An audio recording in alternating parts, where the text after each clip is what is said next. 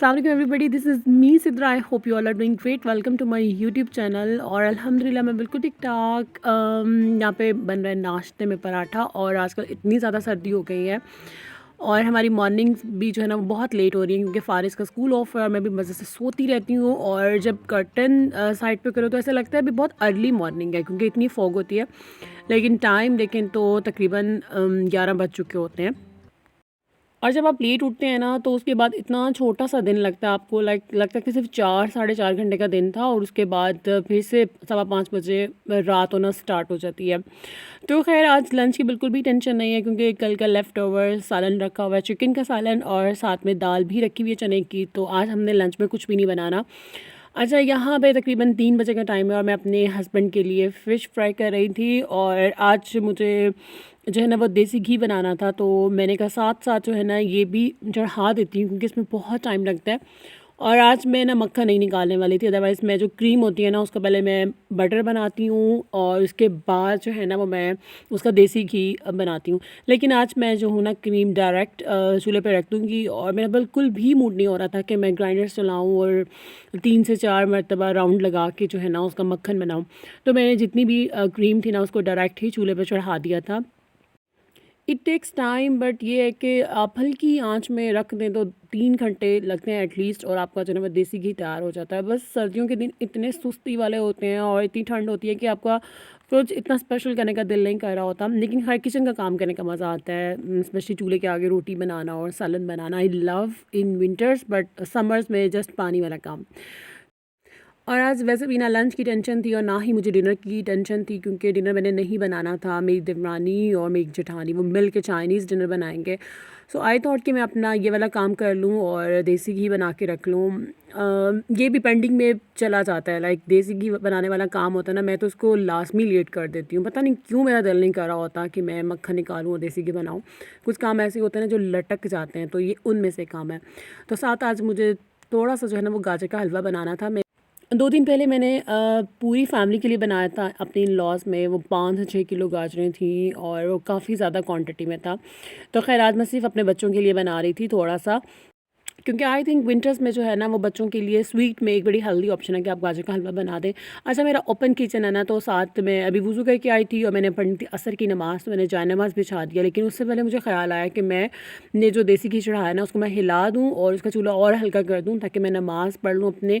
और नमाज का जो पार्ट है ना वो मैं आपको इसलिए भी दिखा देती हूँ कि आप लोग भी थोड़ा सा मोटिवेट हों। और जैसे मैं नमाज़ नहीं पढ़ती थी, मैं बिल्कुल भी रेगुलर नहीं थी, मैं अल्हम्दुलिल्लाह अल्हम्दुलिल्लाह आप जब कुछ भी नियत करते हैं ना अच्छा काम करने की, तो अल्लाह पाक वैसे ही आपके लिए बहुत सारे रास्ते खोल देता है। तो बच्चों के साथ अपने हाउस कोर्स के साथ साथ नमाज की जो पाबंदी है ना वो भी आप बनाएं। तो इस वजह से मैं नमाज का पार्ट ऐड कर देती हूँ कि मे भी आपको मोटिवेशन मिले और आप भी वक्त पे नमाज अदा करना शुरू कर दें। और जनाब ओपन किचन में ये बड़ा फ़ायदा होता है कि आपकी चूल्हे पे भी नज़र होती है। और हस्बैंड जो है ना वो अपनी फ़िश वाली प्लेट रखने आए थे, बट वो उसको वॉश करने लग गए। और बच्चे आए थे अपनी चॉकलेट्स ओपन करवाने। और यकीन माने मेरा कोई भी सजदा ऐसा नहीं होता कि बच्चे जो है ना दोनों में से कोई एक ना मेरे ऊपर चढ़ा हो और उसने बाइक या गाड़ी बना कर मेरे ऊपर ड्राइव ना की हो। लाइक मेरी नमाज़ ऐसी ही होती है कि मेरे बच्चे जो है मेरे जाए नमाज़ पे घूमते फिरते रहते हैं।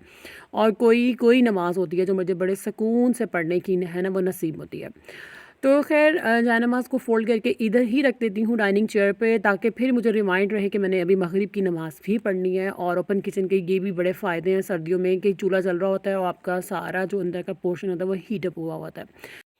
और अब जो हूँ ना मैं ये गाजरें ग्रेट कर लूँगी। साथ साथ आपसे जो है ना एक रिक्वेस्ट करनी थी कि मेरी बहुत ही प्यारी फ्रेंड है आयशा माजिद, तो अक्सर मेरे चैनल पे कमेंट भी करती हैं। उसने मुझे कुछ दिन पहले बताया कि माशाल्लाह शी इज़ एक्सपेक्टिंग अगेन, और उनकी ख्वाहिश है कि अल्लाह पाक उनको 2 जुड़वा बेटियां दे। एक्चुअली हुआ ये कि उन्होंने मुझे बताया कि वो एक्सपेक्ट कर रही हैं और डॉक्टर ने बताया कि उनकी जो है ना वो प्रेगनेंसी वो ट्विन्स है। और उनके ना मेरी तरह माशाल्लाह 2 बेटे हैं, तो अब उनकी ख्वाहिश है कि अल्लाह पाक उनको जुड़वा 2 बेटियां दें ताकि उनकी फ़ैमिली कंप्लीट हो जाए। एक तो वो खुद एक सिंगल सिस्टर हैं, लाइक उनकी और कोई बहन नहीं है। तो उनकी ख्वाहिश है कि 2 बेटियां हों, मतलब 2 बहनें होनी चाहिए।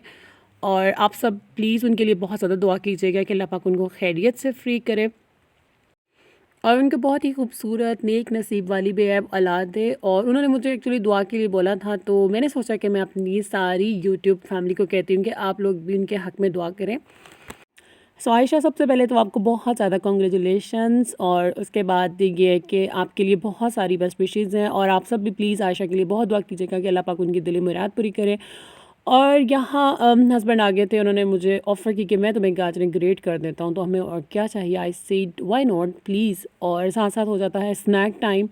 और शाम में जब हल्की सी भूख लगती है ना, तो स्नैक में मेरे पास अब हेल्दी ऑप्शन होता है कि मैं यहाँ पे डेट ले लेती हूँ, या फिर भुने हुए चने खा लिए, या फिर कोई फ्रूट ले लिया। मतलब अब मैं हेल्दी ऑप्शन की तरफ जाती हूँ। तो ख़ैर अब जो है ना, वो मैं साथ साथ गाजरों को भी चढ़ा दूँगी, और इस में मैंने ना 1 गिलास पानी ऐड कर दिया था, ताकि गाजरें जो है ना वो सॉफ़्ट हो जाएँ। तकरीबन 1.5 किलो गाजरें थी, और मैंने 1 गिलास पानी डाल दिया था। और अब इसमें आ गया अच्छी तरह बॉयल, और ये जो है ना वो अच्छे से सॉफ़्ट हो जाएंगी। पानी सारा जो है ना मैंने इसका खुश्क करना है। और जनाब मैंने इस पे ढक्कन दे दिया था, गाजरें सॉफ़्ट भी हो गई थी, पानी भी खुश्क हो गया था। अब मैं इसमें ऐड कर दूंगी दूध, और 1.5 किलो गाजर में मैंने तकरीबन 1 किलो दूध लिया, लेकिन ये फुल क्रीम मिल्क है, इसमें क्रीम भी ऐड की हुई है। तो अब ये वाला मैंने दूध इसमें डाल के जो है ना वो इसको ढक दूंगी, और ये तकरीबन 2 से ढाई घंटे हल्की आंच में पकेगा, और उसके बाद जो है ना वो तैयार हो जाएगा। और साथ मैंने जो क्रीम चढ़ाई हुई थी ना चूल्हे पे, उसको भी मैंने हिला दिया, और ये सारी मेल्ट हो गई है। तो ये अब खुद ही आहिस्ता आहिस्ता जो है ना वो देसी घी में कन्वर्ट होना शुरू हो जाएगा। बस हल्की आंच में आपने इसको पड़े रहने देना चाहिए। और जनाब ओपन किचन है, तो साथ ही डाइनिंग पे मैं बैठ के पढ़ूंगी कुरान पाक। जैसा कि मैंने लास्ट वीडियो में शेयर किया था कि मैं अब कोशिश कर रही हूँ कि मैं डेली बेसिस पे कुरान पाक पढ़ूँ, और असर के बाद टाइम मिलता है या मगरिब के बाद टाइम मिलता है तो मैं अपनी कुरान पाक की तिलावत कर लेती हूँ। और साथ साथ जो मैंने याद करना होता है ना, जो सूरतें मैं याद कर रही हूँ, मैंने लास्ट पारा जो है ना वो स्टार्ट किया हुआ है, तो वो भी मैं अपनी सारी रिवाइज़ करती हूँ। फिर नेक्स्ट जो है ना वो भी याद करने की कोशिश करती हूँ। अब इस एज में आके जो है ना वो इतनी अच्छी मेमोरी नहीं है, बट फिर भी मैं कुरान पाक याद करने की कोशिश कर रही हूँ, और आप लोग दुआ कीजिएगा। तो ख़ैर सारा दूध जो है वो खुश्क हो गया था, और उसके बाद मैंने देसी घी ऐड करके ना इसकी अच्छी से भुनाई कर ली, और उसके बाद आप इसमें चाहें तो थोड़ा सा खोया ऐड कर दें, और फिर अच्छा सा भून लें। और साथ में मैंने ना इस पर गार्निश कर दी थी, पिस्ते और बादाम को जो है ना वो हल्का हल्का काट के मैंने इसकी गार्निश कर दी थी। और ये 2 या 3 दिन चला लूँगी। और बच्चे जो है ना वो 2 या 3 चम्मच से ज़्यादा नहीं खाते हैं, और मेरे लिए इतना भी बहुत है कि वो डेली बेसिस पे गाजर का जो है इनटेक कर लें।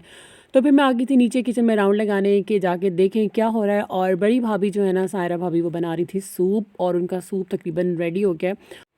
और साथ आज जो है ना वो छोटी देवरानी बना रही है मैक्रोनी और एग नूडल्स मिक्स करके। लाइक इसमें स्पैगेटी भी है, एग नूडल्स भी हैं, और मैक्रोनी मिक्स करके जो है ना वो हमने बनाया था, और बहुत अच्छी बनी थी दोनों चीज़ें। और जॉइंट सिस्टम का यही बहुत मज़ा आता है कि आप एक दिन पकाते हैं तो अगले दिन बैठ के खाते हैं। तो बस यही था खैर आज का मेरा vlog. I hope you enjoyed the video.